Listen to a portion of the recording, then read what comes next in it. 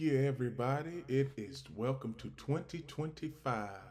It's key time coming back to talk about the quarterfinals bracket in the college football playoff. Now, I hope everybody has had a good New Year, had a good Christmas.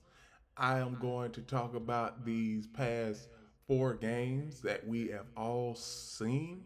And the first one that I am going to start with is the Penn State Nittany Lions and the Boise State Broncos. Now, this matchup was a good matchup, but then when we saw it, it was like one sided.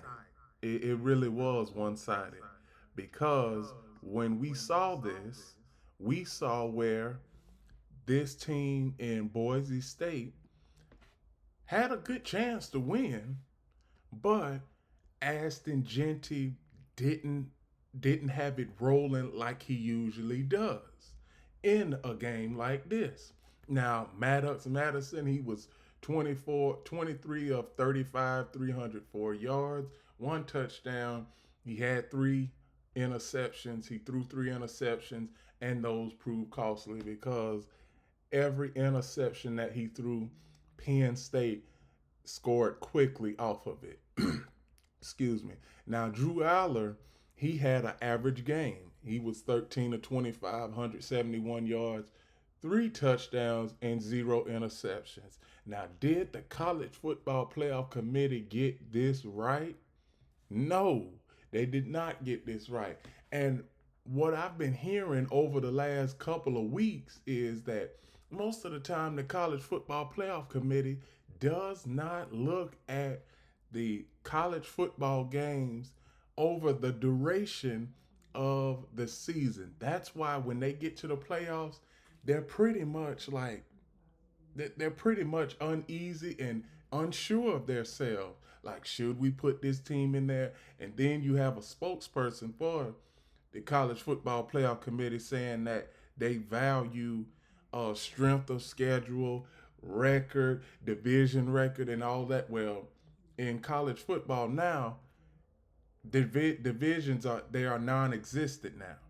So as far as Penn State, James Franklin, I have been giving him grief over the last couple of years since I started this show about how he cannot win in the biggest of games. And he's won the last two games against SMU and against Boise State. So I'm gonna give him credit where credit is due because he has earned the right.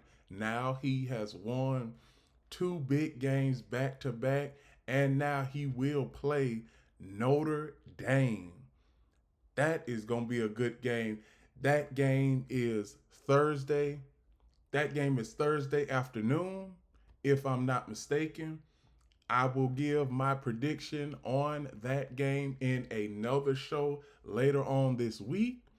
But as far as the Boise State Broncos, they had a good season, 12-2. They fell a few games short of their ultimate goal as far as winning a national championship. Penn State, if you keep winning, you have a chance at winning the national championship for the first time since Joey Pataro. Not Joey Pataro, but not Bobby Petrino. Well, you have a chance to win your very first college football championship in quite a while.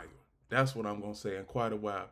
And Boise State, you're not going to have the same team next season like you had this season. I'm expecting Boise State to drop a few players and have a few players go to the NFL. So, so that's all I have for the Penn State Nittany Lions, Boise State Broncos, Verbo Fiesta Bowl game. Now, the next game I am going to cover, and I thought that this would be a blowout, but surprisingly, it wasn't. It's the Texas Longhorns and the Arizona State Sun Devils. Now, Texas, you survived a scare in the Chick-fil-A Peach Bowl, and I labeled it that right after the game in my instant post-game reaction, because you see where Sam Levitt, he was just he's basically a decent quarterback. He's not average. He doesn't wow you with his stats, but he is decent.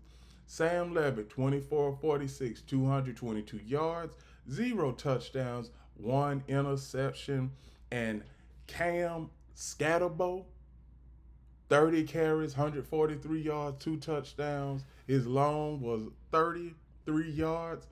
Cam Scatterbo, he is a running back. Now you don't see too many. I'm going to make this point, and then I'm going to shift right back to the game. You don't see too many white running backs doing what Cam Scatterbo did. You just don't. And then we see where Texas, it seems like first and second quarter they had this game. They had this game in the bag, and then second half, Arizona State had a fierce rally to tie it, and then in overtime, I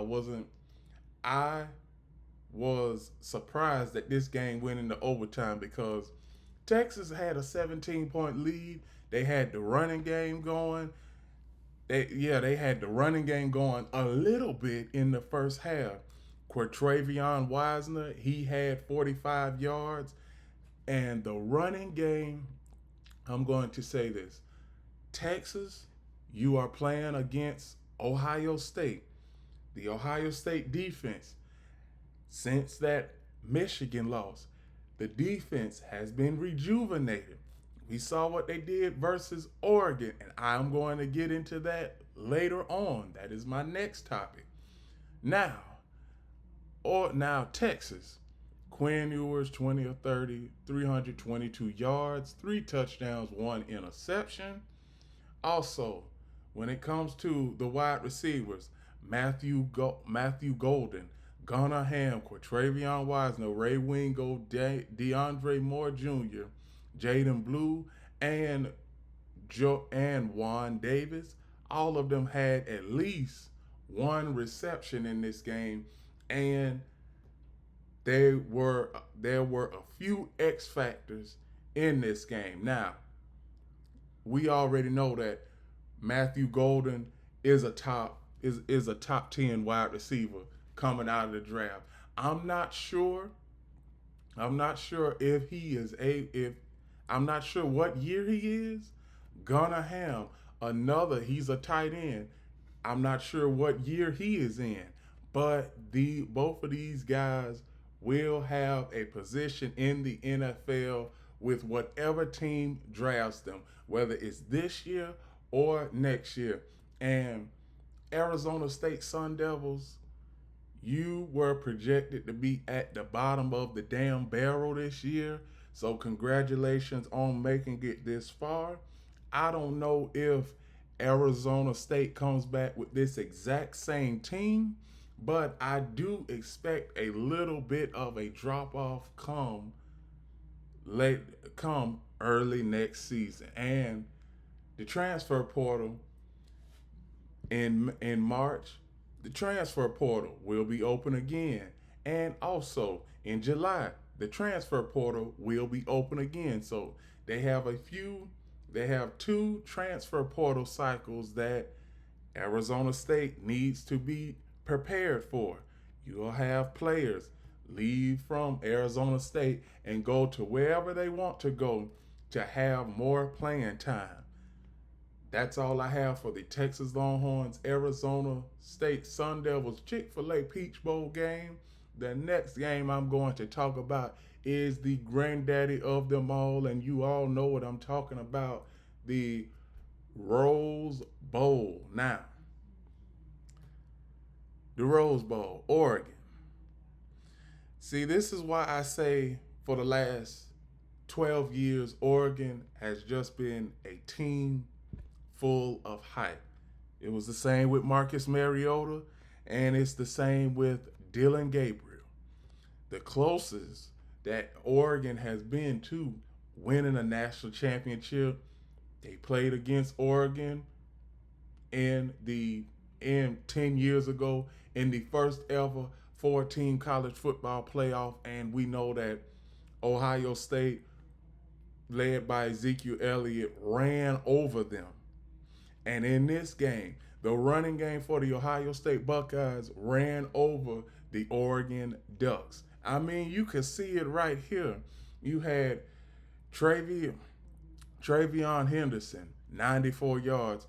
Quashawn Junkins, 85 yards. You had Jeremiah Smith, he had 5 yards. So a total of over 180 yards, to be exact, 181 yards. Oregon, Dylan Gabriel, 29 of 41, 299 yards, 2 interceptions. Oregon's rushing game, non existent, negative 23 yards. And then you see where the Ducks wide receivers, but this game was never close. And even the score tells you that. Because at halftime it was 34-8, Ohio State. Then it seemed like that Oregon, after after after two after two touchdowns they scored, obviously the Oregon fan faithful felt like they had some life, but the Ohio State Buckeyes went on a drive and I mean they shut those Oregon Ducks fans up and kept them quiet after they scored that last touchdown. So in this game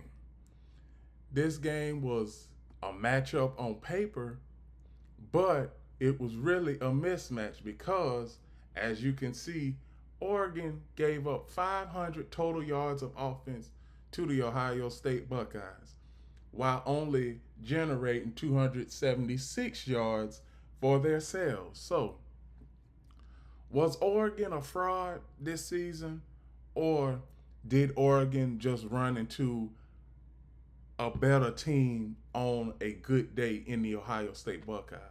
I'm going to say that Ohio State was the better team on this day because Oregon, they came out a little bit flat-footed, 3 plays, and it seems like after that, the first 3 plays, Ohio State averaged 25 yards. Next thing you know, they score a touchdown under a minute in the game. So, all in all, Ohio State, I believe that they might win. They might win the championship and get to the national championship and win it. But outside of Oregon, one thing about Dan Lannon, I like what Dan Lannon is doing with Oregon. Now, let me tell you, Dan Lannon has only been at Oregon for 3 years. And to have his team in his third year as a college football playoff and being in college football and national championship playoff contention is an accomplishment. I would not be surprised if Oregon in the next 2 or 3 years win a national championship because Dan Lannon, he is an energizer. He is very enthusiastic about his team. No matter how good or how average the team is, he is very optimistic. And that is what I like about Dan Lannon. Now, Ryan Day, it seems like he was on the chopping block with his head coaching job just 3 weeks ago.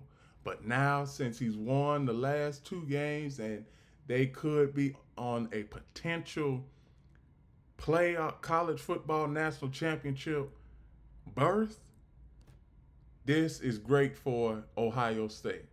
All in all, this was a good game. That's all I have on the Ohio State Buckeyes and the Oregon Ducks. The next and final game I want to talk about today before I shift on over to the my NFL segment is the Notre Dame Fighting Irish versus the Georgia Bulldogs. Now, Georgia fans, what was that? I mean, as far as a defense, I mean, come on. You were supposed to at least generate some turnovers, and you didn't. And you didn't, and you failed to do so. Georgia, Gunnar Stockton, 20 of 32, 234 yards, one touchdown, zero interceptions. Riley Leonard didn't have to throw the ball much. 15 of 24, 90 yards, one touchdown, zero interceptions. Like I said, this is what Notre Dame was going to do.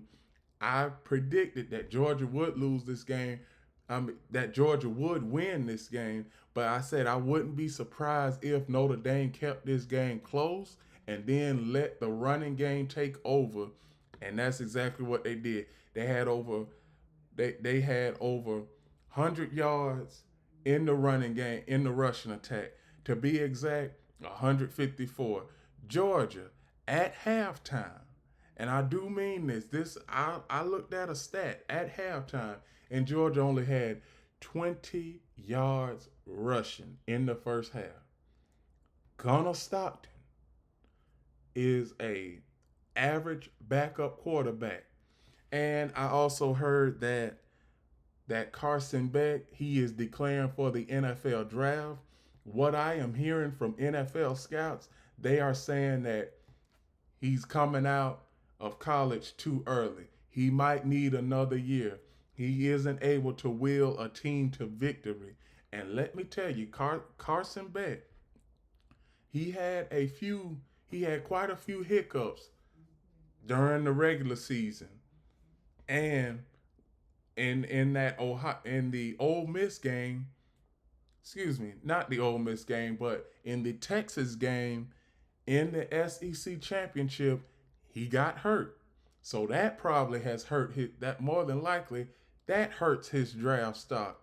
And with this game, Notre Dame and Georgia third down efficiency was putrid on both sides. 4 of 14 for the Notre Dame Fighting Irish, 2 of 12 for the Georgia Bulldogs.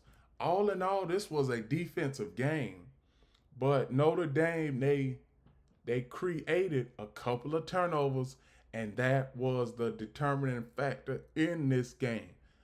I always say third down inefficiency and turnovers will get you beat in championship games.